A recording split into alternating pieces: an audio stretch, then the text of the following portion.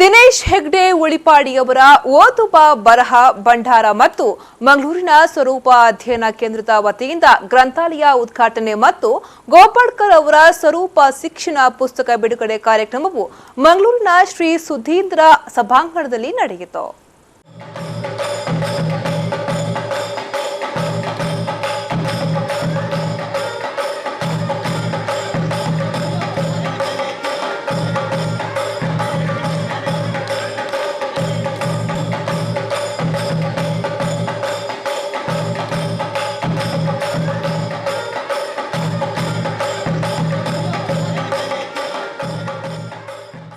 ಈ ಸಂದರ್ಭ ಮೇಯರ್ ಭಾಸ್ಕರ ಮೊಯ್ಲಿ ಅವರು ಮಾತನಾಡಿ, ಬಿಡುವಿನ ವೇಳೆಯಲ್ಲಿ ಪುಸ್ತಕಗಳನ್ನ ಓದುವುದು ಬಹಳ ಮುಖ್ಯ. ಇದರಿಂದ ನಮ್ಮ ಜ್ಞಾನ ವೃದ್ಧಿಯಾಗುತ್ತದೆ ಎಂದು ಹೇಳಿದರು.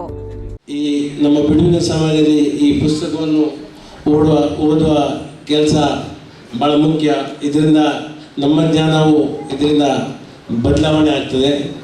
ವಿಶೇಷವಾಗಿ ಖಾಸಗಿಯಾಗಿ ಸರ್ಕಾರದ ಮಾಡುವಂಥ ಯೋಜನೆಯನ್ನು ತಾವು ತಮ್ಮ ಸಂಸ್ಥೆಯ ಮೂಲಕ ಈ ಕೆಲಸವನ್ನು ಮಾಡಿದ್ದೀರಿ. ಆದ್ದರಿಂದ ಇವತ್ತು ಇದು ಒಂದು ದೊಡ್ಡ ಜ್ಞಾನ ಭಂಡಾರ. ಇವತ್ತು ಗ್ರಂಥಾಲಯ ಎಲ್ರಿಗೂ ಭಾಳ ಅವಶ್ಯ. ಆದ್ದರಿಂದ ಒಂದು ಒಳ್ಳೆಯ ಕೆಲಸವನ್ನು ತಾವು ಮಾಡಿದ್ದೀರಿ. ನಾವು ನಗರದಲ್ಲಿ ಸರ್ಕಾರಿ ಗ್ರಂಥಾಲಯವನ್ನು ನಾವು ಈಗ ಸರ್ಕಾರದ ಮೂಲಕ ನಡೆಸುತ್ತಿದ್ದೇವೆ.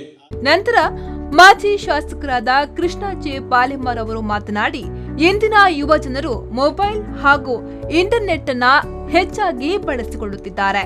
ಅದರ ಜೊತೆಗೆ ಓದುವ ಪದ್ಧತಿಯನ್ನ ಕೂಡ ಮೈಗೂಡಿಸಿಕೊಳ್ಳಬೇಕೆಂದರು. ಮೊಬೈಲ್ ಮತ್ತೆ ಇಂಟರ್ನೆಟ್ ಇದರಲ್ಲೇ ಜನ ತೊಡಗಿದ್ದಾರೆ. ಓದುವ ಪದ್ಧತಿ, ಓದುವ ಕ್ರಮ ಗೊತ್ತೇ ಇಲ್ಲ. ನಾವಿತ್ತು ಪುಸ್ತಕ ದೊಡ್ಡ ಕೊಟ್ಟಿದ್ದೇವೆ. ಕೆಲವು ಮಕ್ಕಳೆಲ್ಲ ಹೇಳು, ಇದೆಂಥದಕ್ಕೆ ಇಷ್ಟು ದಪ್ಪದ ಪುಸ್ತಕ ಯಾವ ಓದುದು ಅಂತ. ಓದಲಿಕ್ಕೆ ತಯಾರಿಲ್ಲ ಯಾಕ ಮಕ್ಕಳಿಗೆ. ಓದು ಬೇಡ. ಆ ಓದಿನಲ್ಲಿರುವಂಥ ಆ ರುಚಿ ನಿಮ್ಮ ಇಂಟರ್ನೆಟ್ನಲ್ಲಿ, ಮೊಬೈಲ್ ಫೋನಲ್ಲಿ ಬರೋದಿಲ್ಲ. ಓದಿ ಕಲಿಬೇಕು. ಅದು ನಿಜವಾಗಿ ಶಾಶ್ವತವಾಗಿ ಹೋಗಿರ್ತದೆ. ಶಾಲೆಯ ಶಿಕ್ಷಣ ಪದ್ಧತಿ ಕೂಡ ಹಾಗೆ. ಶಿಕ್ಷಣ ಪದ್ಧತಿಯನ್ನು ನಾವು ಕಂಡಿದ್ದೇವೆ. ಶಿಕ್ಷಣ ಪದ್ಧತಿಯಲ್ಲಿ ಹೇಗಿದೆ ಈಗ ಮಕ್ಕಳಿಗೆ ತಂದೆ ತಾಯಂದಿರಿಗೆ ಹಾಗೆ. ನನ್ನ ಮಗ ಒಂದು ಮಗು ಅಥವಾ ಎರಡು ಮಕ್ಕಳು ಇರೋದು ಮನೆಯಲ್ಲಿ. ಹೆಚ್ಚಾಗಿ ಒಂದೇ ಪ್ರಾರಂಭ ಆಗಿದೆ. ಆ ಒಂದು ಮಗುವನ್ನು ಕೂಡ ಮನೆಯಲ್ಲಿ ಸಾಕುವುದಿಲ್ಲ. ಮಾತೃ ಶಿಕ್ಷಣ ಇಲ್ಲ. ಎದೆ ಹಾಲು ಕುಡದೇ ಇಲ್ಲ. ಮಕ್ಕಳು 2 ವರ್ಷ ಆಗುವಾಗ ಇವತ್ತು ಬೇರ್ಪಡ್ತಾರೆ ತಂದೆ ತಾಯಿಯಿಂದ.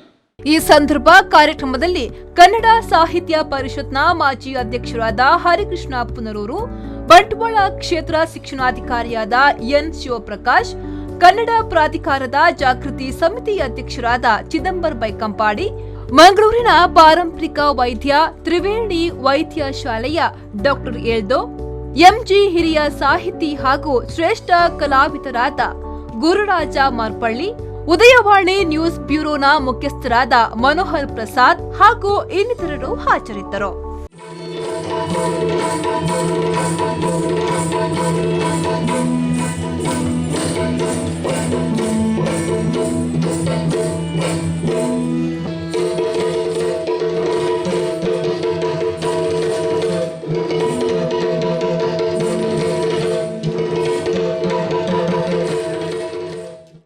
ನಾಗರಾಜ್, ವಿ4 ನ್ಯೂಸ್, ಮಂಗಳೂರು.